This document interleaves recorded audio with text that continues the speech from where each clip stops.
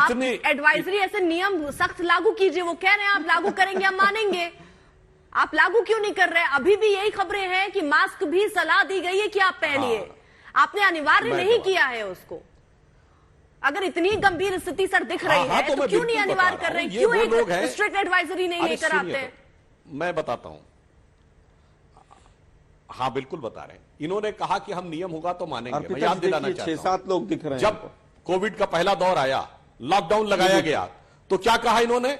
अरे लॉकडाउन क्यों लगा दिया गया, किसी से पूछा नहीं गया। और मैं चुनौती से कहता हूं, जाके चेक कर लीजिए। 21 दिन के पहले लॉकडाउन के बाद जब प्रधानमंत्री जी ने सारे मुख्यमंत्रियों से बात करने के बाद 15 दिन का आगे का लॉकडाउन आगे बढ़ाया था, तो उससे पहले 3 राज्यों ने, जिसमें एक उड़ीसा था, तेलंगाना था और महाराष्ट्र था, उसने पहले लॉकडाउन बढ़ा दिया था। तब लॉकडाउन के विरोधी हो गए। 15 अगस्त 2020 को जब प्रधानमंत्री जी ने कहा कि अगले वर्ष के प्रारंभिक महीने तक हमारे पास वैक्सीन आ जाएगी, अचानक सेलुलर माइक्रोबायोलॉजी के एक्सपर्ट हो गए।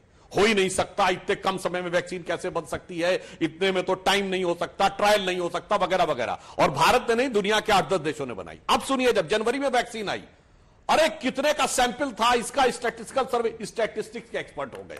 ये सिर्फ दिखाने के लिए। और इन्हीं के मुख्यमंत्री थे भूपेश बघेल जी ने बतौर मुख्यमंत्री कहा कि मैं वैक्सीन नहीं लगवाऊंगा। एक ऐसे भी नेता थे जिन्होंने बीजेपी का वैक्सीन कहा।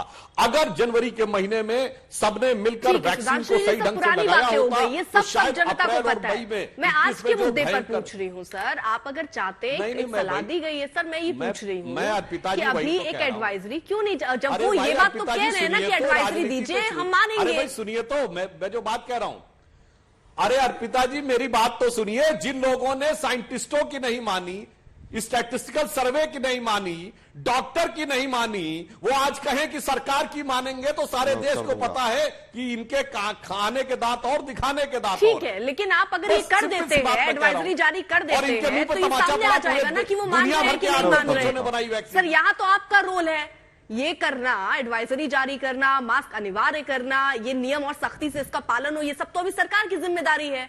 आप ये मान के पहले से कैसे चल रहे हैं कि ये हमें झूठा ही कहेंगे, या ये हमारी बात मानेंगे ही नहीं? क्योंकि आज तक हम बता रहे हैं, क्योंकि यह एकमात्र ऐसी पार्टी है भारत की नहीं दुनिया की जिसने कोविड को मोविड कहा। राहुल गांधी जी ने अपने ऑफिशियल ट्विटर में कोविड को मोविड कहा है। जिसको कोविड में मोविड नजर आता हो, क्या मानेगा, क्या समझेगा, क्या देखेगा, यह पूरे देश और दुनिया समझ सकती है।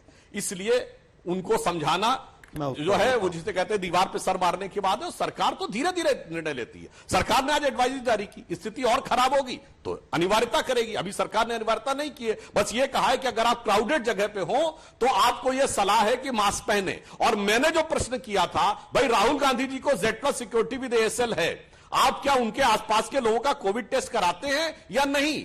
बता दीजिए कि हम कराते हैं और सबकी RT-PCR की रिपोर्ट है। देखिए, मैं केवल ये कहना चाहूंगा कि RT-PCR कराना क्या अभी कंपलसरी है देश में? हाँ या ना का जवाब दे दीजिएगा सुधांशु भाई। अभी 3-4 मिनट हैं शो के। ICMR की गाइडलाइंस में क्या कहीं पर ऐसा है कि RT-PCR टेस्ट कराना चाहिए? अभी तो मास्क भी हट गया हवाई जहाज में जाते हुए 1 से 1.5 महीने पहले, 2 महीने पहले। क्या ये हटा था कि नहीं हटा था? उसके बाद मास्क लगाना कब कंपलसरी हुआ, उसकी भी तारीख बता के जाइएगा। मैं फिर कह रहा हूं, आप सरकार में हैं, आप धैर्य से काम लें। मैंने पूछा कोरोना टास्क फोर्स की अप्रैल के बाद मीटिंग भी नहीं हुई। मैंने ICMR पर सवाल पूछा, आपके पास कोई जवाब नहीं है। मैंने फ्लाइट्स पर पूछा कि कब रुक जाएंगे। अरे सुनिए ना भाई सुधांशु भाई, ये फ्लाइट जो चाइना से रोज आ रही है, directly indirectly 40-50 flight, direct indirect दोनों कह रहा हूं मैं, उसके ऊपर आपका क्या वो है कहना? वहां तो 4 महीने से पूरा तांडव हो रहा है, पिछले 3 महीने से तो वहां कई प्रांतों में बहुत दिक्कत है। तो सरकार सो रही थी क्या, या सरकार पकौड़े तल रही थी? आपने वैक्सीन के बारे में कहा, कोवैक्सीन में सेकंड ट्रायल के बगैर आप लोगों ने शुरू करवा दिया और पूरे देश ने देखा, पूरे वर्ल्ड ने देखा। भूपेश बघेल जी ने बिल्कुल ठीक कहा और तमाम वैज्ञानिकों ने भी कहा कि सेकंड ट्रायल के बगैर शुरू नहीं होना चाहिए। और यही कारण था कि कोवैक्सीन का बाद में सर्टिफिकेशन को मानने के लिए वर्ल्ड में बहुत देशों ने मना किया और सरकार को एक्स्ट्रा प्रयास करने पड़े। खैर वो समय चला गया। अब उत्तर में आता हूं, 1 मिनट में उत्तर आना। मैं केवल ये कहना चाहता हूं, PM केयर्स फंड में क्या पोजीशन है, और आखिरी जो सेकंड वेव थी उसमें हजारों जहाज भर के बाहर से आए थे सहायता के, वो सहायता के जहाज जो आए थे वो सब कहां चला गया सामान? ठीक, सुधांशु जी। देखिए, मैं विनम्रता से कहूंगा कि झूठ बोलने और दुष्प्रचार की हद होती है। भाई कोविशील्ड वैक्सीन तो कई देशों के सहयोग से बनी है, ये कह रहे हैं सेकंड ट्रायल के बगैर कर दी गई।